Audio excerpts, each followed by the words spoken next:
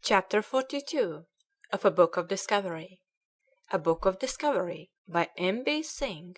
Chapter 42 Tasman finds Tasmania.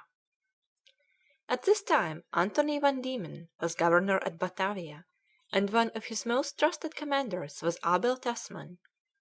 In 1642 Tasman was given command of 2 ships for making discoveries of the unknown South Land, and hoisting his flag on board the Sea Hen, he sailed south from Batavia, without sighting the coast of Australia. Despite foggy weather, hard gales, and a rolling sea, he made his way steadily south. It was 3 months before land was sighted, and high mountains were seen to the southeast. The ship stood in to shore. As the land has not been known before to any European, we called it Antony van Diemen's Land, in honor of our Governor General, who sent us out to make discoveries. I anchored in a bay and heard the sound of people upon the shore, but I saw nobody. I perceived in the sand the marks of wild beasts' feet, resembling those of a tiger. Setting up a post with the Dutch East India Company's mark, and leaving the Dutch flag flying, Tasman left Van Diemen's Land, which was not to be visited again for over 100 years, when it was called after its first discoverer. He had no idea that he was on an island. Tasman now sailed east, and after about a week at sea he discovered a high mountainous country, which he named Staten Land. We found here abundance of inhabitants. They had very hoarse voices, and were very large-made people. They were of colour between brown and yellow, their hair long and thick, combed up and fixed on the top of their heads with a quill in the very same manner that Japanese fasten their hair behind their heads. Tasman anchored on the north coast of the South Island of New Zealand, but canoes of warlike Maoris surrounded the ships. A conflict took place in which several Dutch seamen were killed. The weather grew stormy, and Tasman sailed away from the bay he named Murderers' Bay, rediscovered by Captain Cook about 100 years later. "This is the second country discovered by us," says Tasman. "We named it Staten Land in honor of the States General. It is possible that it may join the other Staten Land, of Schouten and Lemaire, to the south of Terra del Fuego, but it is uncertain. It is a very fine country, and we hope it is part of the unknown South Continent.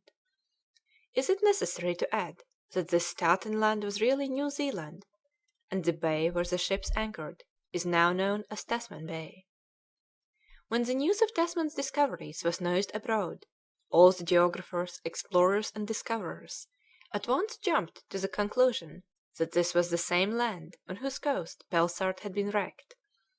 "It's most evident," they said, "that New Guinea, Carpentaria, New Holland, Van Diemen's Land make one all continent, from which New Zealand seems to be separated by a strait, and perhaps is part of another continent, answering to Africa, as this plainly does to America, making indeed a very large country." After a 10 months' cruise, Tasman returned to Batavia. He had found Van Diemen's Land and New Zealand without sighting Australia. A second expedition was now fitted out. The instructions of the Commodore, Captain Abel Johnson Tasman, make interesting reading. The orders are detailed and clear. He will start the end of January 1644, and we shall expect you in July following, attended with good success. Of all the lands, countries, islands, capes, inlets, bays, rivers, shoals, reefs, sands, cliffs, and rocks which you pass in this discovery, you are to make accurate maps. Be particularly careful about longitude and latitude, but be circumspect and prudent in landing with small craft, because at several times New Guinea has been found to be inhabited by cruel wild savages. When you converse with any of these savages, behave well and friendly to them, and try by all means to engage their affection to you. You are to show the samples of the goods which you carry along with you, and inquire what materials and goods they possess. To prevent any other European nation from reaping the fruits of our labour in these discoveries, you are everywhere to take possession in the name of the Dutch East India Company, to put up some sign, erect a stone or post, and carve on them the arms of the Netherlands. The yachts are manned with 111 persons, and for 8 months plentifully victualled. Manage everything well and orderly. Take notice you see the ordinary portion of 2 meat and 2 pork days, and a quarter of vinegar and a half quarter of sweet oil per week.